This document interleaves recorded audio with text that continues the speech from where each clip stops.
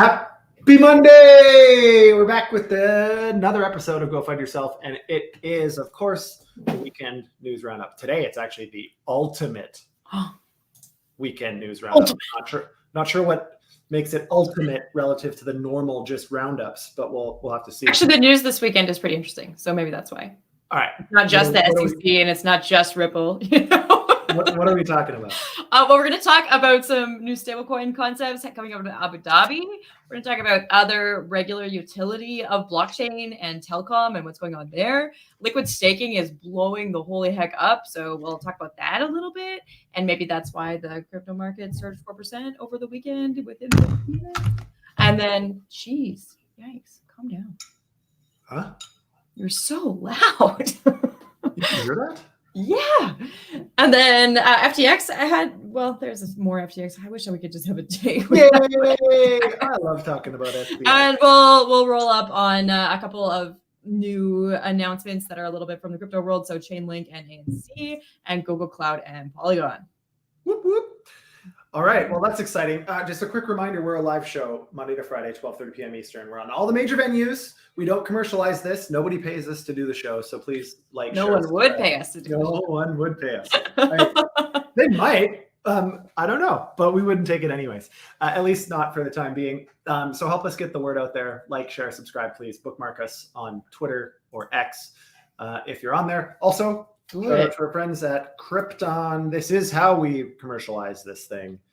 If you give me merch or Kiara, we'll wear it on the show and you'll get a shout out. Krypton revolutionizing the way that on-chain swaps are going to happen. Definitely take a look at it. We're good friends with Michael and crew over there, Nathan. Yeah, big exciting team. So yeah. All right. I guess we can probably get going. Yeah, you want to do the news? Do the news. Let's do the news. Where are we here?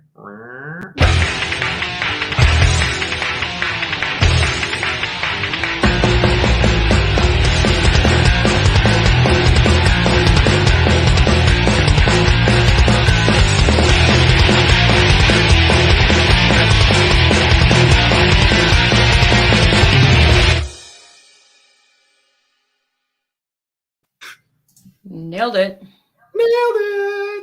All right. Where are we starting? Is there an echo? Can you hear an echo? Not anymore. Am I loud? You're back in my heat. Who's loud? Why are you so loud? Okay. Were you a SoftBank fan? You a SoftBank guy? Well, yes and no. I think SoftBank did a lot for tech over the last decade by investing very, very, very heavily in many emerging markets. I can't remember what their venture fund was at, but it was like 100 billion or something. Like it was like an insane amount of money that they had invested in venture. So I think SoftBank has definitely contributed to finance, to tech, to crypto. SoftBank also had a crypto division, and I happen to know the guy who headed it up for LATAM. Now he now works for someone else, but again, they have a fairly well-oiled machine to a certain extent. Now, SoftBank has made the news over the last year or two because they've had some catastrophic returns in some of their portfolio. So it'll be interesting to see. But they made I think a lot of people we know from SoftBank as humans have probably moved on. They may have, including Nahida, who was previously an executive, and they have found a new stablecoin venture in Abu Dhabi. That's cool. Like your segues some days. You love it, hey? Freaking awesome. Yeah. Let's go for it. I mean, do we need another stablecoin? I don't know. I don't think they're starting a stablecoin. It's just a stablecoin venture because the stablecoin market is expected to grow to 2.8 trillion within the next 5 years. See, I understood that it was they established the operating entity in the financial free zone. So that but is it stablecoin? Okay. I don't know. That's what I read. It says tap into, so there wasn't a lot of clarity. And I mean, obviously, they don't want to give us their business plan, but might be something to keep our eyes on. More stable coins. Yeah, I'm almost 99% sure that they're launching a new stablecoin. At least that's what I read, and I can't find it, of course. That's fine. Why would that stablecoin? Why does being in the financial free zone matter to a stablecoin? It doesn't. That's the only way as a foreigner you can launch a business in those countries. Dubai has the same thing. There's I knew that was in Dubai. I didn't know it was in Abu Dhabi. Yeah, it's all over the Middle East. Okay. So that would be one of the reasons. And often there's different taxation and better business opportunities and rights actually in the free zone. They're trying to attract foreign investment.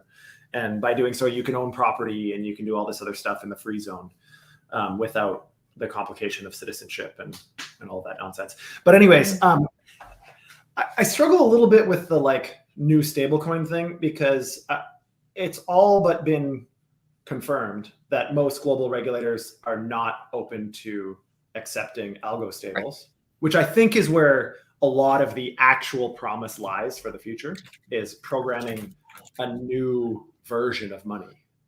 And we don't know what those needs are yet. Like we're still kind of learning as we're going. But so launching an algo stable right now, in my opinion, is a bit of a kiss of death because there's no way you're going to get it approved anywhere. And for that reason, there's no way that you're going to get institutional support or centralized exchange on-ramps, rails, like whatever. So I don't know.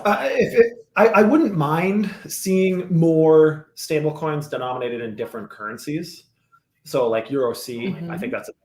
Turkish lira has a stable coin, which I think is great. I think a lot of now, don't get me wrong. Don't confuse this with CBDC. I'm not suggesting that it's a central bank currency, but rather one that just custodies the fiat and issues a digital representation of it. So you can't control monetary policy from this token. It just becomes a means of value transfer, which I think is great. I mean, obviously, there's a lot of speculation that the stablecoin market should grow exponentially. This article in particular says 2.8 trillion in 5 years. I think that's for sure doable.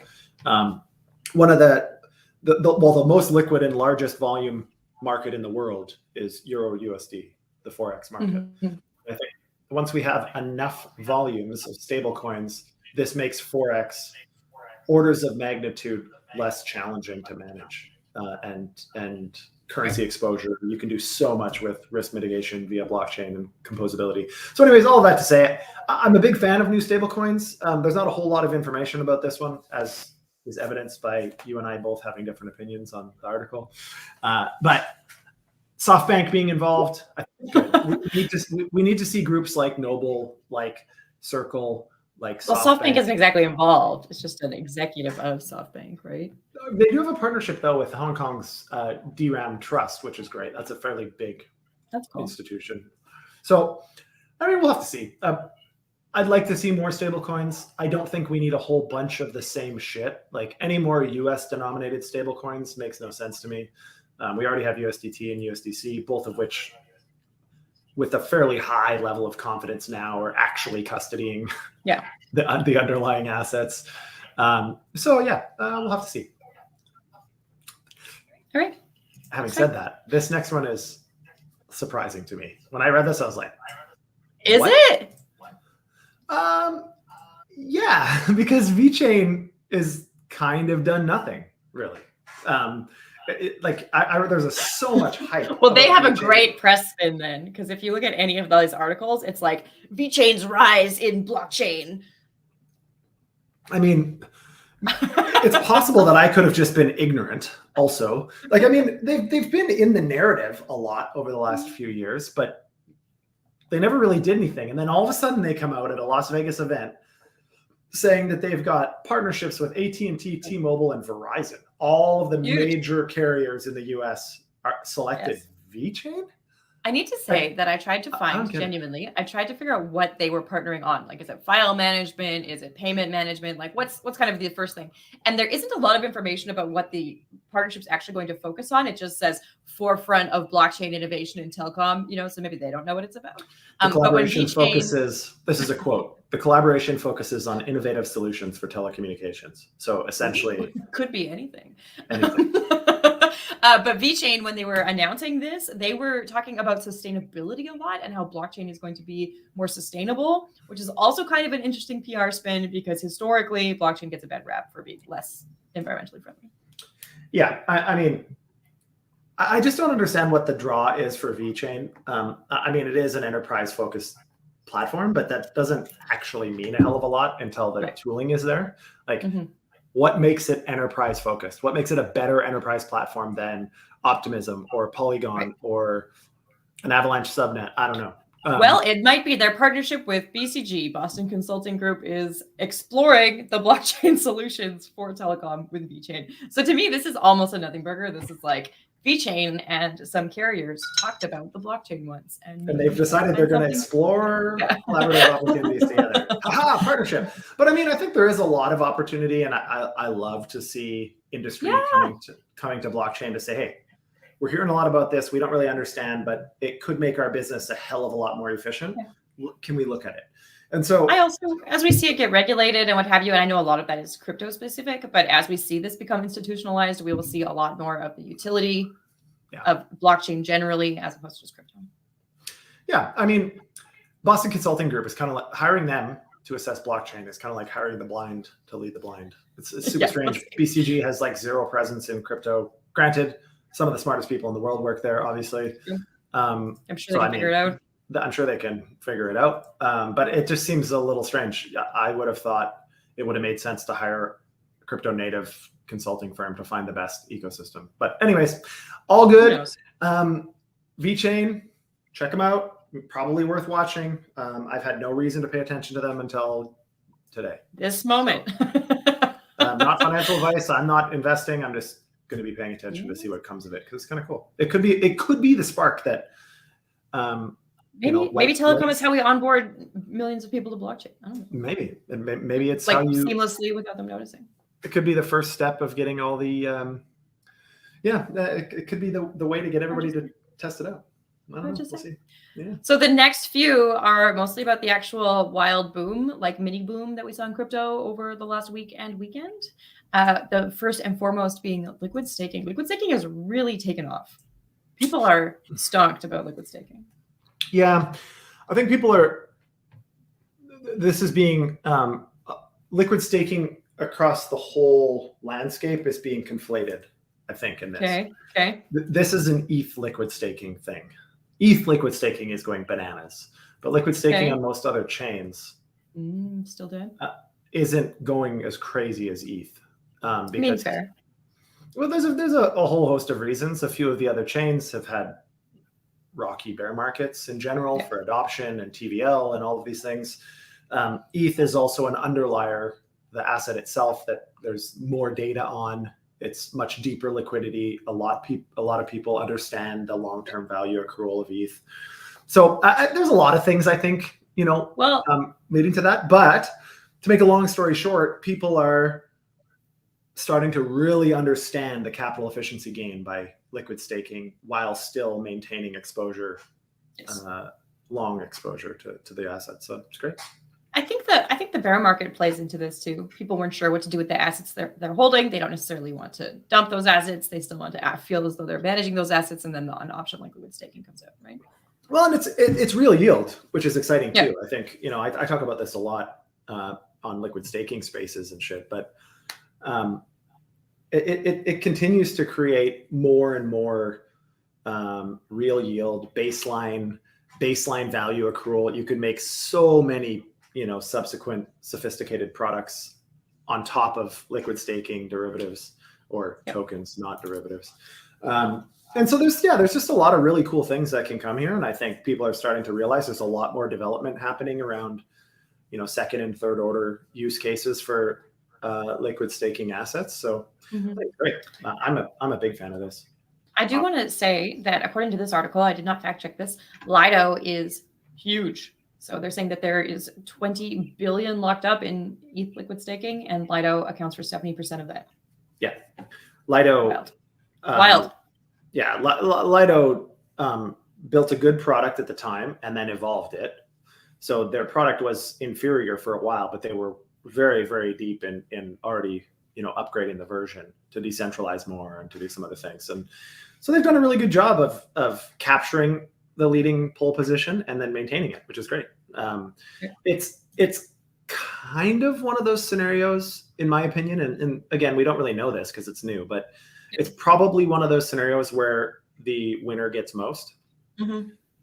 It's not likely to see 3 or 4 equally weighted participants in the space because there's significant security economies of scale and different things with a larger protocol. Mhm. So I suspect we'll probably see winner takes most in most ecosystems and integrations and everything. Like if you're a protocol that takes in liquid staking assets as a part of whatever you're doing, I mean, obviously you're not going to do that for every little liquid staking token that comes out. You're going to try to pick a winner or two at best, and that's the integrations. Everybody else is going to struggle for integrations also, but we'll see. I think it's good. It's good for the space overall. I think it's great. But people think we're going to see another boom related to the massive token unlocks that are coming out. Is that what usually happens with token unlocks? I feel like sort of yes. Well, usually it's the other way around. It really depends. It's Axie Infinity, Optimism, ApeCoin, Immutable, yeah, Sui, and Aptos. Sui and Aptos. And so all of those projects that have an unlock right now, yeah. I don't know this with certainty. I actually didn't look at all of them, but I'm pretty sure they're close or below their what the investors paid. So it'll be interesting to see what happens here. Often there's a lot of sell pressure, but then there's the point of this article, I think it glosses over the sell pressure and moves towards there's going to be 200 million in assets that can be used to purchase other stuff, because when they move to cash or when they get out of a position, generally that asset value flows into something else. Right. I don't know. Often it's factored in and it becomes a bit of a nothing burger. People anticipate what's going to happen, and a lot of the sell-off is wrong. probably started. It's not forecasting, it's anticipation. Yeah. And so, like, I don't know. But anytime that we call it rotators in some ways as kind of a degen joke, but that's essentially what happens. It's kind of like a waterfall effect. Usually it comes from like blue chip type assets, which most of those are. And then people sell off their profits there, if there is any. Hopefully there is. And then they find some other type projects to invest in, and then there's overflow from those. And eventually you get down to shitcoins. And so that's where all the rest of us hope to God that we can get some value. Yeah, you holding Doge finally? Jeez. No, I just mean in our own shitcoins. By definition, I think, we're not blue chips yet. So we have to wait for that second or third overflow. Well, we did also see a really large uptick on October 1st. It's Uptober finally. When I looked into this a little bit, I found that often in October we get a small uptick, but it doesn't necessarily last. You've been here longer than me. Usually. What was that? September is, generally speaking, historically the worst month of the year for crypto markets. So the Uptober bit is maybe like a false hope, kind of like them telling me it's going to warm up next week. No, I mean, again, historically speaking, October's been definitely better than September. The bar is pretty low. September's the worst month. So that's what I mean. Yeah. Every month it's kind of a bias. Every month is an uptick to September. But Bitcoin and ETH spiked within a 15-minute window yesterday. And so they both went up about 4%. I couldn't find a reason for it. Like, I think it was just someone made a big order and everybody else, all the bots and all the market makers piled on, and it created this momentum. So that there were 36 mil in Bitcoin shorts and 23 mil in ETH shorts. Yeah, so then the price went up. Yeah. That always happens. Whenever there's shorts, the price goes up. Binance made $100 million yesterday by liquidating all those positions. I'm kidding. Yeah. Oh, are you? That wasn't your financial advice for Binance? I'm hopefully kidding, because that would be hugely illegal. That's in fact what they were accused of by the CFTC. Yeah, it was stop hunting, liquidating futures on purpose. Well, Binance isn't the only one doing great. I say only, not quite tongue in cheek. But amongst the bear market, we kind of anticipated this, right? The bear market comes, a lot of organizations start to fail, but those who stay are thriving because they were able to build through the bear. They were able to keep their hands in their pockets during the bear. And now that we're seeing some market pick up and we see the sentiment about Bitcoin ETFs going up and we see the regulation coming to a head, a lot of crypto startups are doing very, very well. I don't know if you guys take a look at any of these actual companies, but it looks like there's a lot of funding going on. Yeah, a lot of them, there's a lot of funding. There's a lot of new funds being raised, which is generally a leading indicator. So one of the prevailing narratives over the last 18 months was that LPs were ignoring GPs. So when you commit to a fund, you don't give all the money you commit up front. They do cash calls essentially because they don't want to have a whole bunch of assets sitting there idle, right? And so generally they ask for more advancements as they find projects. Well, what happens during a bear market is LPs are a lot less keen to just spray and pray. And so now when GPs have to go ask for more money, they also have to explain why, and they have to sell the project to all their LPs, which is a very tough crowd. And so during bear markets, often venture backing dries up and valuations plummet. And anybody that has to raise during a bear is almost always a down round. Like they're raising at a lower valuation than the last round, which means all of those venture have to post a loss because it's a new priced round. So anyways, there's just a lot of complications during bear markets. All of this to say that good projects now are being oversubscribed, and good project doesn't necessarily just mean good technology, but also guys that have properly and accurately thought about valuation, go to market, funding, runway. And so that's exciting. That's obviously a good thing. We've seen a lot of tickets get placed over the last few weeks in particular. A couple notable ones I think worth talking about is Amit Mahajan raised 33 million for Web3 games. Anna Monica secured. Hold on. The reason that one's really interesting, Amit, is that he was one of the Farmville creators. Remember Farmville?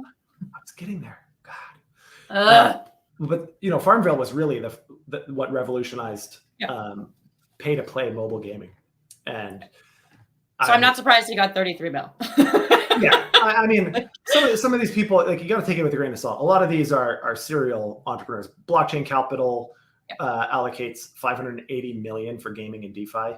I mean, a lot of these are gaming actually, which is surprising because the gaming space in blockchain has been a lot slower to evolve than most people hoped. And that's because there's two types of games. There's gimmicky, pixely, kind of low resolution type games. And then there's like your AAA game studio games. But those are 5-year projects. Like you don't build a AAA game in a year or two. And they're very capital intensive. So, but the upside is insane. Like if a game hits, it makes billions of dollars worth of valuation. So I can see GameFi's getting mainstream, right? Xbox launched their wallet. Was it a couple weeks ago? Or maybe they leaked that they're launching a wallet a couple weeks ago. Yeah, it is becoming. It's gonna be real. It is becoming more and more mainstream, I think, and the technology is getting a lot better.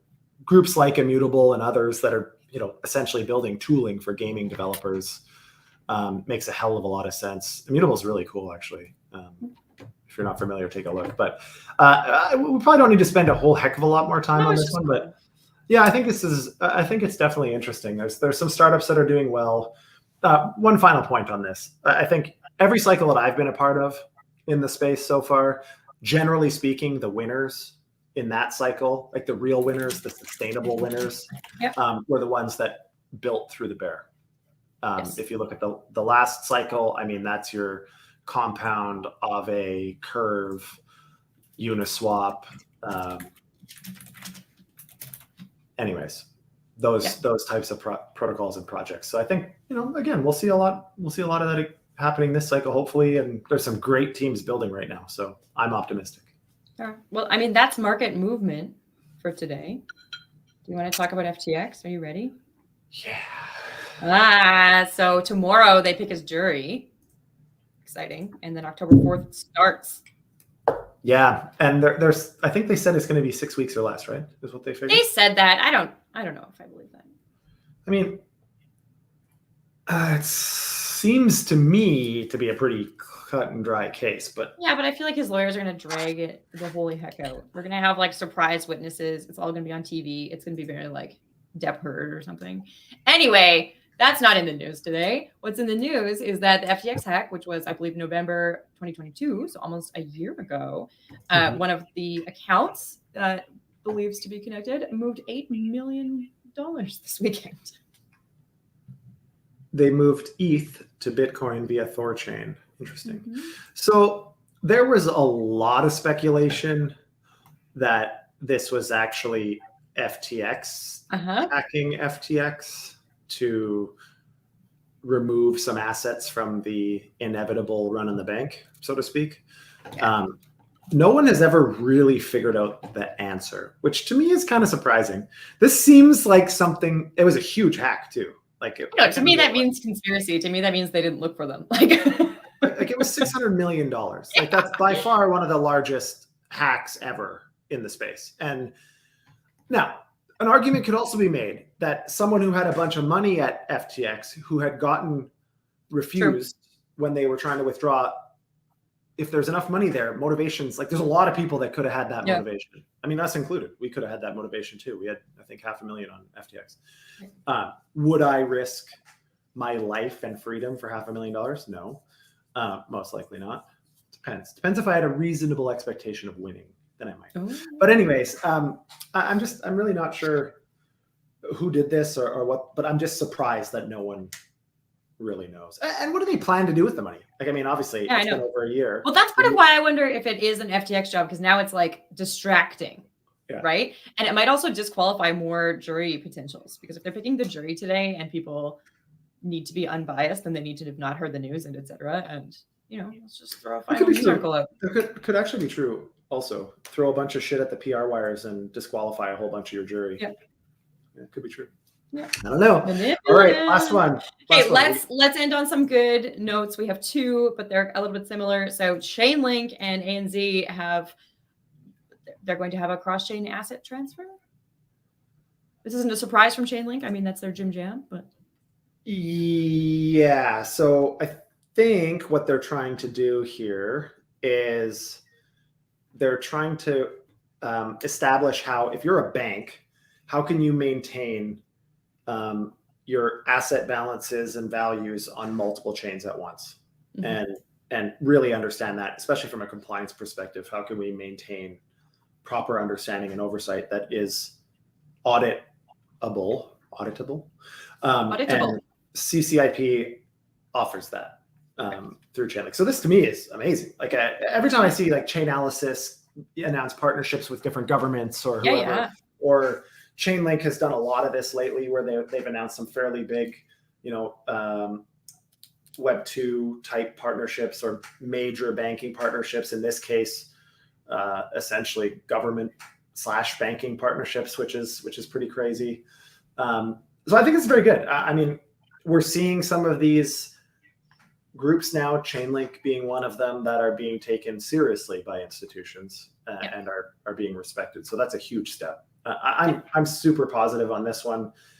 Aside from whether I think it haven't your CBDC stance. And this might lead to CBDC nonsense sooner rather than especially across Australia and New Zealand. Maybe they're looking at joint fiat. Yeah, they're pretty far left, those two places. So I wouldn't be surprised if they're trying to. Well, Australia likes the power. Anyway, last one. Google Cloud and Polygon are working together. So Google Cloud will now be a validator for Matic. Yeah. And of course, this made price go up, but not a lot. It's my understanding that they are simply one of the 100 validators. Is that correct? Well, yes, it is. I think that's right. It's just a good PR story. Google is really getting their hands dirty with Web3. They have a whole landing page about it. Yeah, and they've they're investing in infrastructure in many areas. In my opinion, this is just another investment in relevance from Google Cloud. They're partnering and they're making these announcements with fairly notable institutions in the space. I think just to say, hey, we're here. If you're looking for infra, Google's here. And we're up to speed. They weren't they weren't up to speed, but as of late, they've really upped their game significantly from a blockchain. I mean, it's a good strategy. They've partnered with a lot of Web3 groups over the last few months. So yeah, for sure, do it. including us. So that's exciting. Yeah. And that's it. That's all your good news. That's all your bad news. That was the weekend. That was the whole weekend. There's lots going on this weekend. Hopefully everybody got some time to touch some grass and hang out and rejuvenate.